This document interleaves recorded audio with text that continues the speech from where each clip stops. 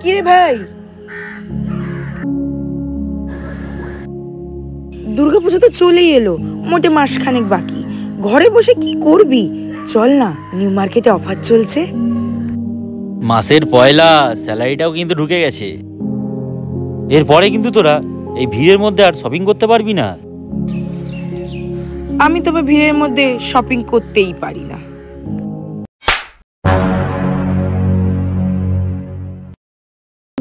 লজ্জা করে না তোদের? একটা নির্লজ্জের মতন কথা বলছিস। যেখানে সারা ভারতবর্ষ কেঁপে উঠেছে আরজি করের কেসটা নিয়ে, সেখানে তোরা কলকাতাতে থেকে এরকম একটা কথা বলতে তোরা একবারও ভাবলি না? যেখানে একটা তরতাজা মেয়ের সাথে এত বড় একটা ঘটনা ঘটে গেল, সেখানে তুই একটা মেয়ে হয়ে তোর মুখে একবারও বাঁধলো না? যেই দেশে এখনো মেয়েদের স্বাধীনতা নেই, সেই দেশে মা দুর্গার পুজো। যেখানে স্বর্গলোকে সমস্ত দেবতা একে একে যখন পরাজিত হয়েছিল, তখন এক নারী হয়ে মহিষাসুরের সাথে যুদ্ধে একাই জয়ী হয়েছিল। আজ আমরা ঘর থেকে বেরাতে ভয় পাচ্ছি। আমরা এখনো স্বাধীন নয় রে। এ লড়াই আরজি করের দিদির একার লড়াই না রে, এ লড়াই আমাদের সবার লড়াই।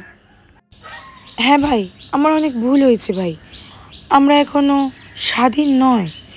আরজি করে এই যে নোংরা কাজটা যে করেছে না, তাদের আমরা কঠিন শাস্তি চাই। বাংলার বুকে এই নৃশংস অপরাধ যারা ঘটিয়েছে, আসল অপরাধীদের যতদিন না শাস্তি হচ্ছে, ততদিন আমাদের এই প্রতিবাদ চলতে থাকবে এইভাবে। এই ঘটনার আমরা শেষ দেখে ছাড়ব। তিলোত্তমার বিচার চাই, দোষীদের শাস্তি চাই। We want justice.